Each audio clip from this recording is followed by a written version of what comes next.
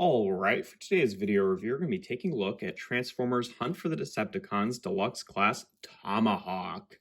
This time taking a look at an Autobot from Hunt for the Decepticons. And yeah, this is a pretty cool figure. He turns into a nice little helicopter here. Unfortunately, the one that I did get on eBay a few years ago, the rotors are pretty warped down, as you can see. So like when it spins, sometimes this bottom one does kind of bump into the back here, which is a bit unfortunate. That is not inevitable because I have another version of this toy that that doesn't have the warped rotors. So I suspect that just however this was stored in the previous owner's collection just wasn't the best. But you know, what can you do?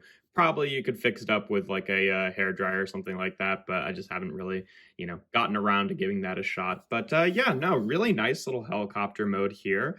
He does come with a couple of spring-loaded missile launchers that work fairly well, and these are also using the 3mm clip system that was like pretty popular at the time. So there's a few different clip points that you can, you know, use to attach these. You could attach these to the guns on the side here like this, though these are painted, so I don't know that I'd really recommend doing that all that often. You can also attach them underneath here like this, and again, you know, they're on ball joints, so you can kind of pose them around, though the long stock of the missile does kind of get in the way there. Personally, how I prefer to store them is they also have pegs and ports right underneath here, so you can just peg them on underneath the wings, and I guess they're probably supposed to be the other way, so you can still access the trigger there.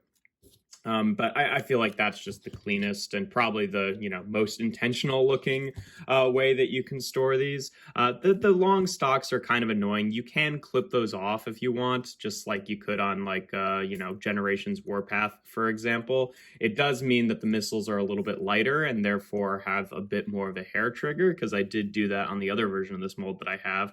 But yeah, no, it's not the worst thing in the world. At least, you know, it's not like sticking out the back of the helicopter or anything like that. But yeah, you know, he's got the missiles, he's got the rotors, he's got the little landing gear that kind of, you know, can fold up in the front there. No rolling wheels or anything. It's just sculpted in place, but that's fine.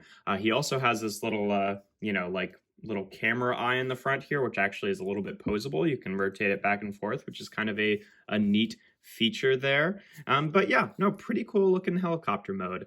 This mold was also used for a few other things. It was used for Vortex at one point, also Spinister, and it was also used for GDO Springer, which is the other version of this mold that I have, just so you can see what the clipped off missiles look like there. And yeah, I mean, you know, I don't really like this mold as Springer per se, because obviously you'd want Springer to be a triple changer, but in terms of just the overall color scheme, I do feel like it's just generally more interesting than the color scheme they gave Tomahawk. Like, you know, this is the one I have on my shelf because I have another Springer, but when I look at these two side by side, like, I like this one way better.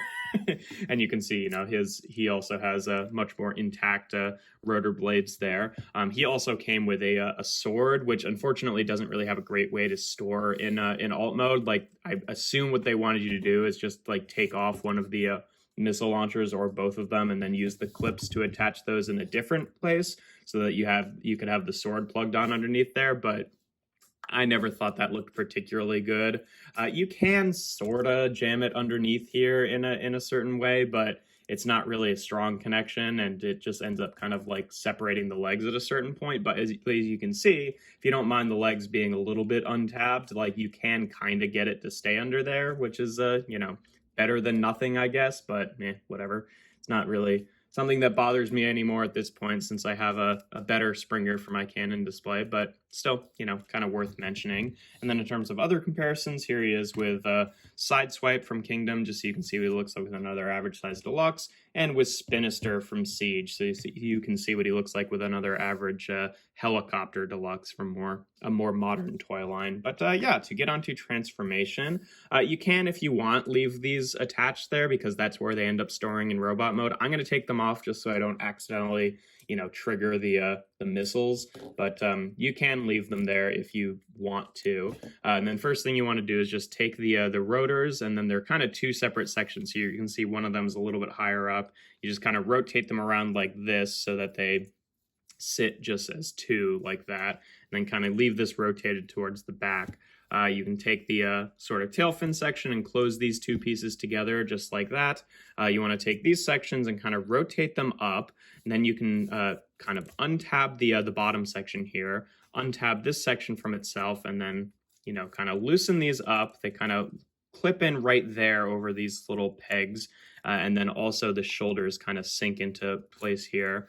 So you kind of fold them out like that. These will end up being the robot mode arms. You take these parts of the back tail section there, and they'll actually double hinge up, which also flips out the hand, which is kind of a cool feature there. So there we have the arms all done. And then you can take this entire bottom section and then rotate it down like this on this joint. Separate these sections, put away the landing gear if you haven't already. I guess we'll leave that one out for now because you kind of need to get the head past it and for transformation. And then you just kind of undouble joint the leg here like this. So it folds down at this joint, flip this section over to be the toes, and then this little section, which sat in what will be the knee, is going to flip around to become the heel, which is a pretty nice, satisfying leg transformation there.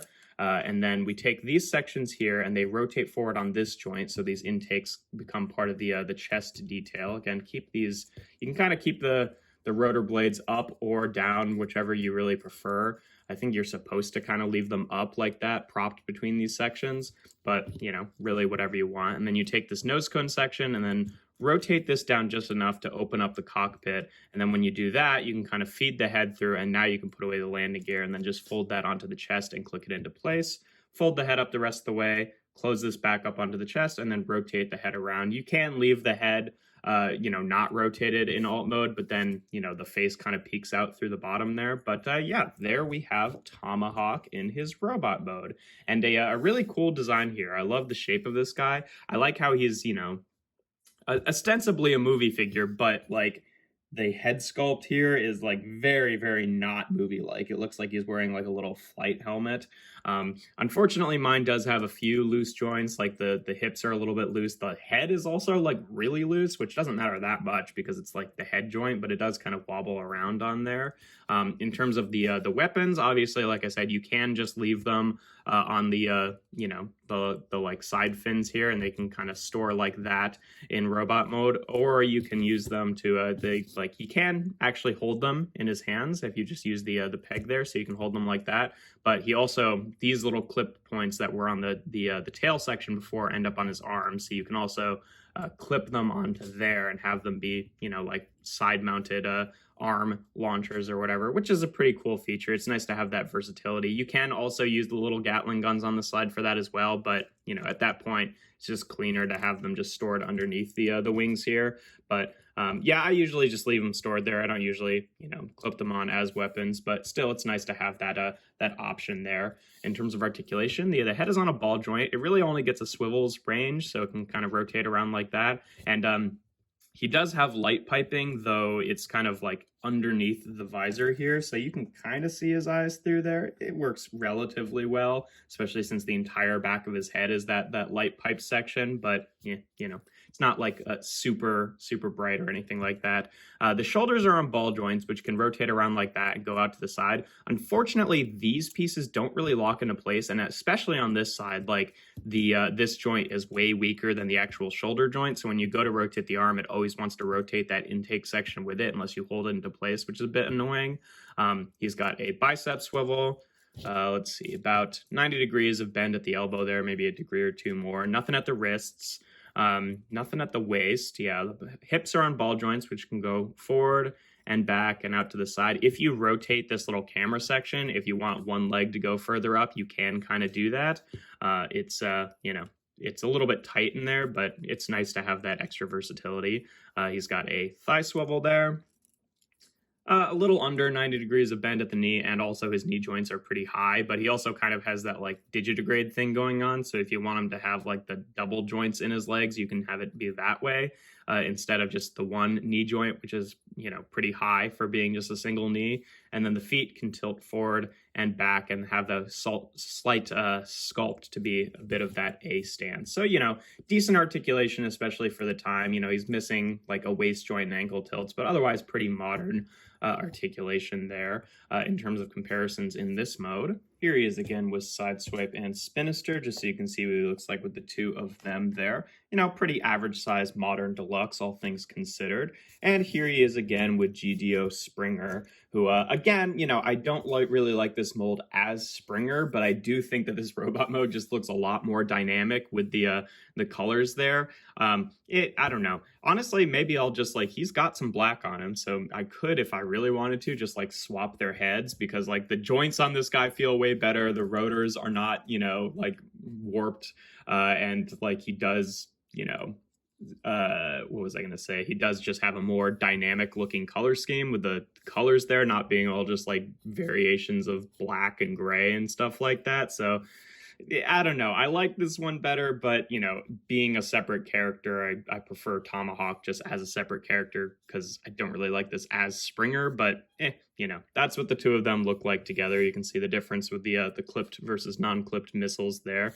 But yeah, no, he's a pretty good figure, all things considered. It's just not my favorite version of the mold, and however this one was stored by its previous owner just wasn't the best, or maybe it just, you know, had looser joints to begin with. I couldn't really tell you. But either way, regardless, if you have any version of this mold, he is a lot of fun. But yeah, that's pretty much all there is to him. If you enjoy my videos, make sure to leave a like and consider subscribing to the channel. I do reviews every Tuesday, Thursday, and Sunday. And without further ado, here we have Transformers Hunt for the Decepticons Deluxe Class Tomahawk.